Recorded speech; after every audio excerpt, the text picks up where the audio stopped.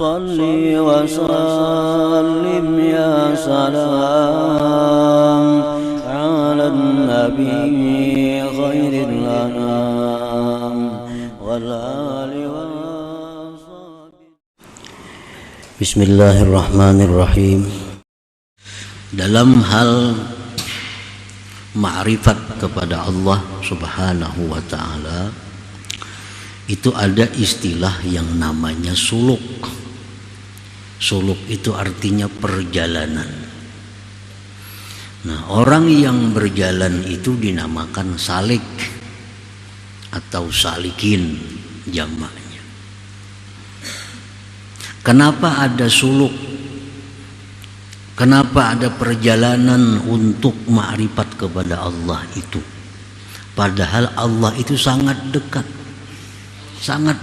dengan kita, lebih dekat dari urat leher kita sendiri.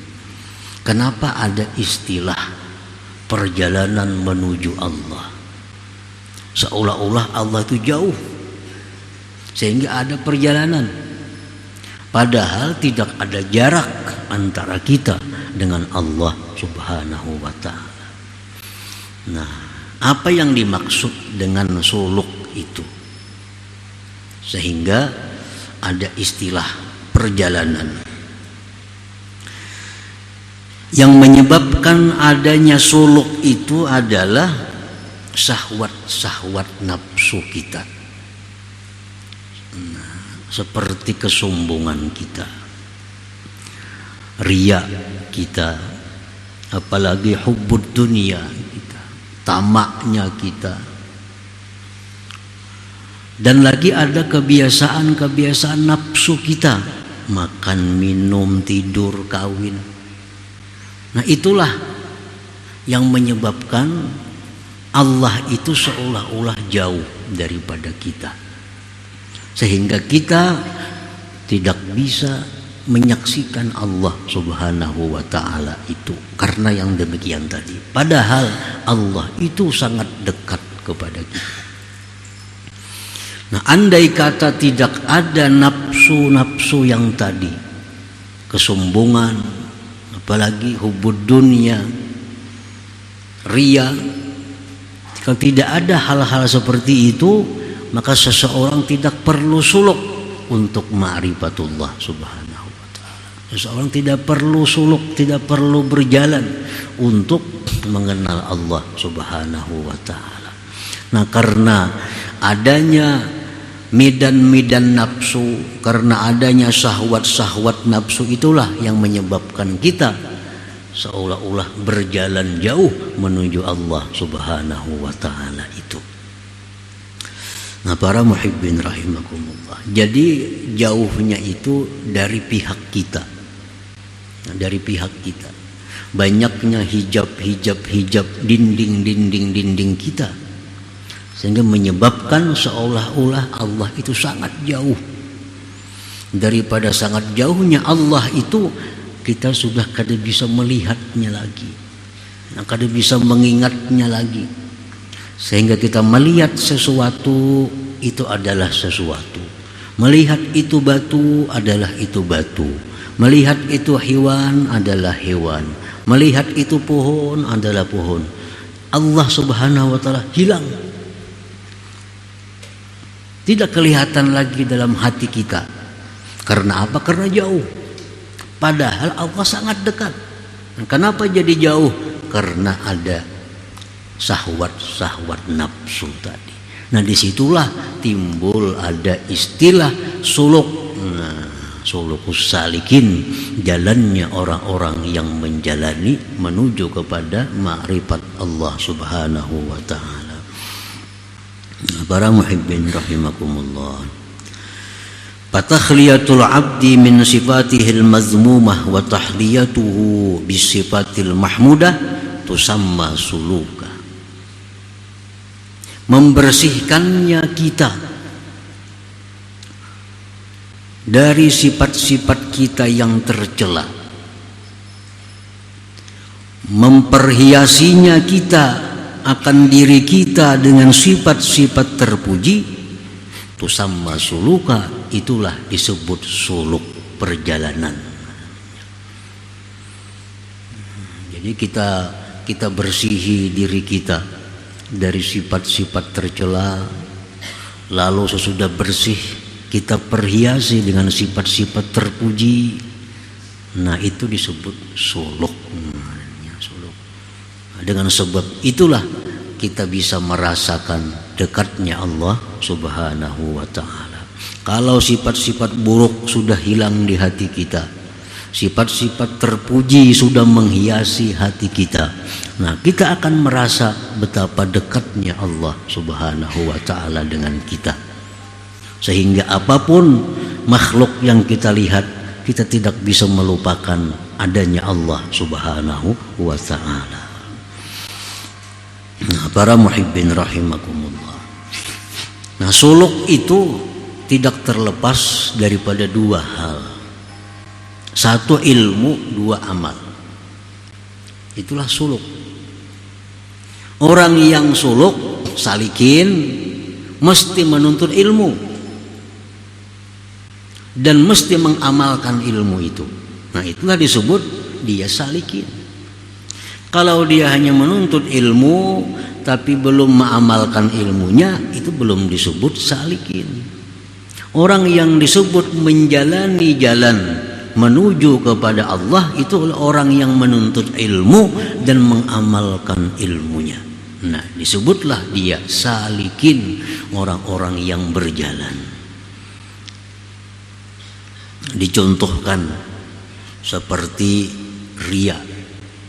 Nah, riya ini merupakan syahwat nafsu yang membuat kita jauh dari Allah, yang membuat kita lalai lupa daripada Allah. Salah satunya adalah riya. Nah, bagaimana cara kita menghilangkan riya lalu menghiasi hati dengan ikhlas? Disebut suluk. Nah, disebut suluk. Dan kitanya itu disebut salik. Nah, salikin. Bagaimana cara kita membuang riya dalam hati kita? Dua hal tadi. Satu, ilmu kita tuntut, kita pelajari, lalu amalkan ilmu itu. Nah, maka riya itu akan hilang. Berapa lama hasil? Tergantung himmah orangnya, keinginan kuat orangnya. Ada orang yang berpuluh-puluh tahun menuntut ilmu belum bisa menghilangkan riya dalam hatinya. Ada orang yang cuma seminggu belajar sudah hilang riyanya. Nah, tergantung keinginan kuat yang ada di dalam hatinya itu. Ada orang ke Banjarmasin sebulan hanya sampai, mobilnya sama, mesti singgah soalnya di pantai 2-3 malam, di kandangan sebulan hanya sampai ke Banjar. Ada yang seekong ini kada bersinggahan, bujur-bujur kuat keinginannya, 3,5 jam sampai ke Banjar. Nah, mobilnya sama, supirnya sama, cuma ini bersinggah-singgah. Nah, itulah orang yang menuntut ilmu ini kadang-kadang berpuluh-puluh tahun menuntut ilmu, kada berubah akhlaknya. Mengkikir masih kikir, menghubud dunia masih hubud dunia. Pada 10 tahun lebih sudah menuntut ilmu. Nah, ini jalan di tempat caranya. Jalan di tempat. Jakanya bujur-bujur jalan, walaupun baku raut, ada juga kemajuannya. Ada kemajuannya. Nah, para muhibbin rahimakumullah. Jadi contoh riya kita ambil contohnya. Satu dulu mengetahui orang suluk supaya menghilangkan riya dalam hatinya, karena riya salah satu penyebab terdindingnya kita daripada Allah. Nah, satu mengetahui bahwa riya itu muhbitun lil amal, menggugurkan amal kita. Gugur amal. Arti gugur amal itu menurut sebagian ulama ada yang mengatakan tidak sah, ada yang mengatakan sah tapi tidak ada pahala. Disebut gugur amal. Jadi orang sembahyang riya, gugur amalnya. Orang bersedekah itu riya, gugur amalnya. Orang baca Quran itu ria, gugur amalnya. Nah itu diketahui. Bila ria, kada usah berharap amal itu gugur, kada usah diharapi lagi. Yang kedua, mengetahui bahwa ria itu mendatangkan kemurkaan Allah. Allah murka. Kenapa murka? Karena Allah diulu-ulu. Nah diulu-ulu. Di mana maulu-ulunya Allah? Bersedekah itu perintah Allah. Nah ini bersedekah seolah-olah melaksanakan perintah Allah, tapi di dalam hatinya bukan karena Allah, maulu-ulu Allah. Nah itu Allah murka. Nah harus tahu itu. Yang ketiga, misalnya lagi, dia mengetahui bahwa riya itu minal kabair, termasuk dosa besar. Nah, apa risikonya bila dosa besar? Kada akan hilang dengan sembahyang 5 waktu, kada akan hilang dengan baca salawat, kada akan hilang dengan baca istighfar, kada akan hilang dengan baca Quran. Yang bisa menghilangkan dosa besar hanya tobat kepada Allah Subhanahu wa ta'ala. Nah itu hanya dosa kecil bisa aja hilang dengan bau wudu, bau bersedekah. Tapi riya kada, riya dosa besar.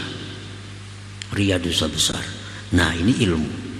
Orang yang hendak membuangi riya itu harus tahu itu bahayanya riya.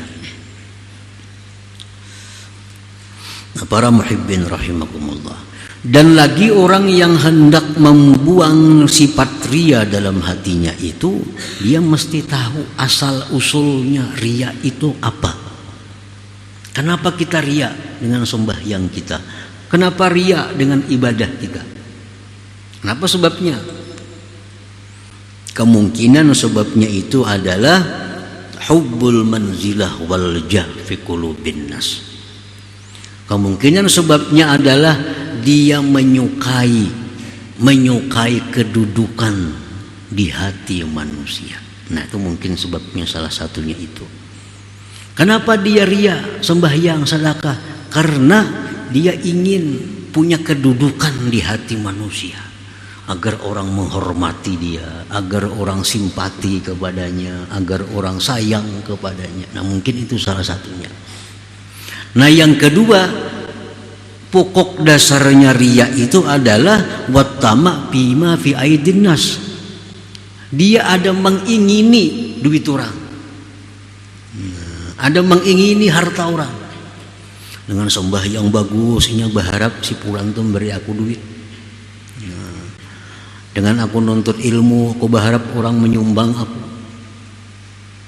Nah itu mungkin di situ penyebabnya riya. Karena kita kadang akan bisa menghilangkan satu penyakit tanpa tahu sebabnya penyakit itu apa. Ketahui sebabnya. Jadi riya itu satu, minta kedudukan, mencari kedudukan, suka kedudukan di hati manusia, atau riya itu berdasarkan maunting harta orang. Nah itu riya. Para muhibbin rahimakumullah. Jadi harus tahu dulu itu. Nah bagaimana cara mengobatinya kalau riya itu ada dalam hati kita? Nah, ini berhubungan dengan suluk jalan. Kalau kita mencari kedudukan di hati manusia dengan mengandalkan ibadah, itu kesalahan yang besar. Kesalahan yang besar. Kita sembahyang supaya dihormati orang, luput, kada akan hasil, kada berhasil. Nah kita membaca Quran dengan tujuan supaya diagungkan orang, kada akan berhasil. Kada akan berhasil kalau mencari keagungan, kemuliaan di hati manusia dengan cara ibadah, kada akan berhasil.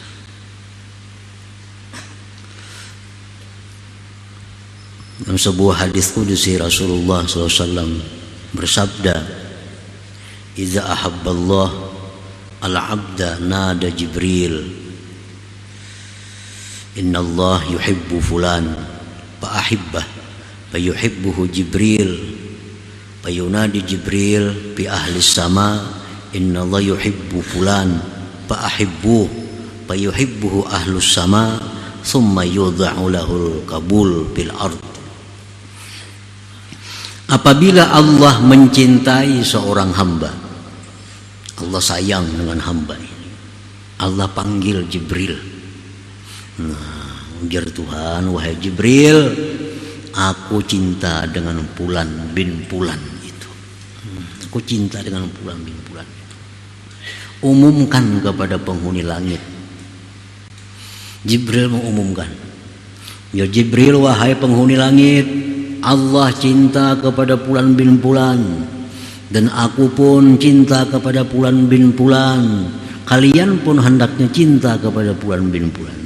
Akhirnya seluruh penghuni langit cinta kepada Fulan bin Fulan itu.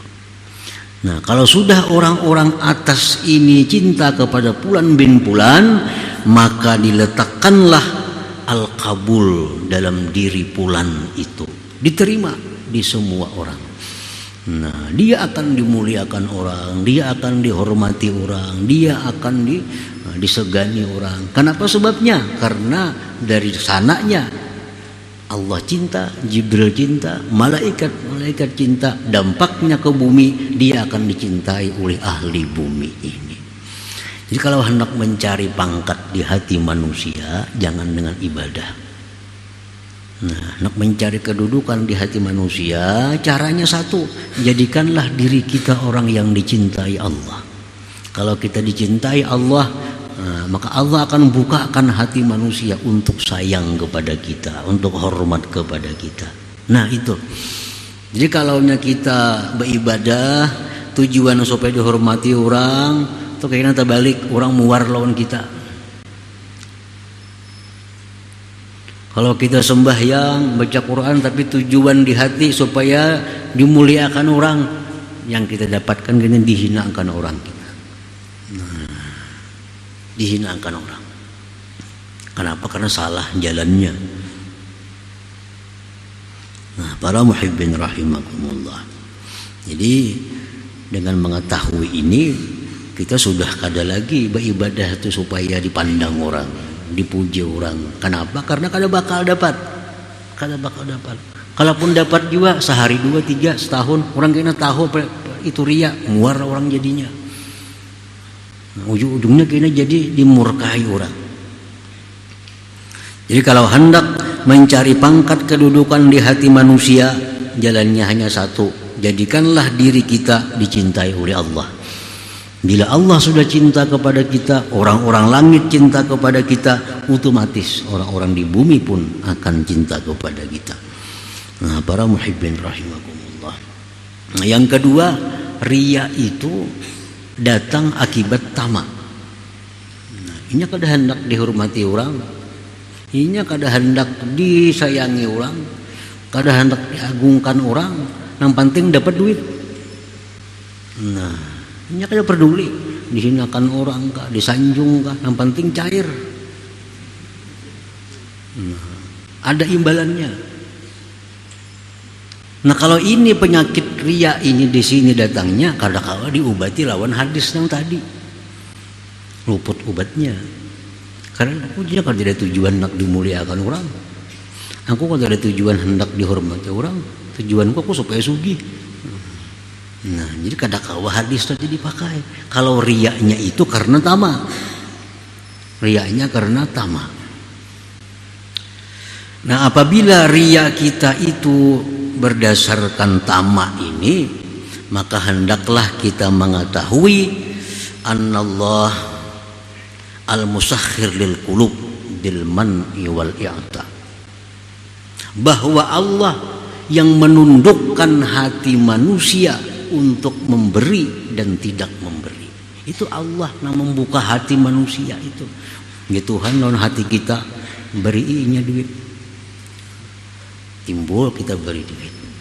Allah yang menutup hati kita, jangan diberi. Nah, karena memberi kita. Jadi yang menundukkan hati kita itu adalah Allah, satu-satunya yang bisa menundukkan hati orang lain agar orang lain itu memberi atau menunduk kita. Nah, Dan wala razika illallah, tidak ada yang memberi rezeki itu kecuali Allah Subhanahu wa taala. Kayak apapun kita beramal, beribadah supaya aku diberinya duit, mun Allah menutup hati orang itu kada jadi duit, kada jadi duit. Walaupun kita kada kelihatannya beramal, kita kada kelihatannya baca Quran, tapi Allah bukakan hati orang tuh bari si anu duit dibarinya. Nah, orang yang tamat itu mesti meyakini itu. Mesti meyakini itu, bahwa rezeki itu kadang akan bertambah dengan tamaknya kita. Bertambah dengan tamak kita, kadang bertambah. Dan rezeki kadang akan berkurang dengan qanaahnya kita. Kadang berkurang. Karena rezeki itu sudah ditentukan oleh Allah Subhanahu wa taala. Jadi kalau kita beribadah kepada Allah Subhanahu wa taala dengan maksud agar orang memberikan materi kepada kita, itu kada akan berhasil. Kada akan berhasil. Karena Allah yang membuka tutup hati manusia itu, bukan kita. Nah, jadi kalau kita hendak membuang riya, kita pelajari tadi, lalu kita berusaha menerapkan dalam diri kita, itulah namanya suluk tadi. Suluk. Kalau kita tahu semuaan ini tapi kada dipraktikkan, itu kada suluk. Belum suluk lagi. Suluk itu orang yang mengetahui dan mengamalkan. Tahu cara membuang riya demikian, diterapkannya dalam dirinya, dilatihnya dirinya supaya jangan itu. Nah, ini suluk. Terkadang dalam latihan sehari selesai, sudah tahu ini hadisnya, tahu ini Qur'annya, saat itu sudah hilang riya dalam hatinya. Ada orang demikian. Ada orang yang perlu bertahun-tahun melatih dirinya agar bebas dari riya. Ada juga. Nah, itulah suluk tadi. Nah, jadi andai kata riya itu kadada, sombong itu kadada, hubud dunia itu kadada, kadada suluk. Kadada suluk. Kita akan terlihat Allah Subhanahu wa taala. Nah, kenapa kita kada bisa mata hati kita ini merasa jauh Allah? Mata hati kita kada melihat Allah karena terdinding oleh yang demikian tadi, yang disebut dengan mayadinun nufus, medan-medan nafsu itu. Para muhibbin rahimakumullah. Nah, sifat sombong pun demikian pula. Sifat sombong itu merupakan syahwat nafsu, selalu hendak sombong, merasa suka, merasa bangga dipuji, disanjung, merasa sedih bila dihina. Itu sifat nafsu. Bila itu masih ada dalam diri kita, maka hati kita kada akan pernah merasakan dekatnya Allah, karena kita sombong. Nah, untuk menghilangkan kesombongan itu, kita belajar ilmunya, kita terapkan dalam diri kita, suluk ngarannya. Nah, kita pun disebut kada orang awam lagi, kita disebut salikin. Nah, orang yang sudah berjalan menuju kepada ma'rifatullah Subhanahu wa ta'ala. Nah, alhasil annahu inda intifa'is syahawat la yahtaju ila suluk, li'anna Allah qarib la masafata bainak wa bainah. Kesimpulannya bahwa ketika sudah hilangnya syahwat-syahwat tadi, kesombongan, kecintaan kepada dunia, ketamaan, riya, kalau sudah hilang itu, seseorang tidak perlu kepada suluk, karena Allah Subhanahu wa ta'ala dekat, tidak ada jarak antara engkau dan antaranya itu.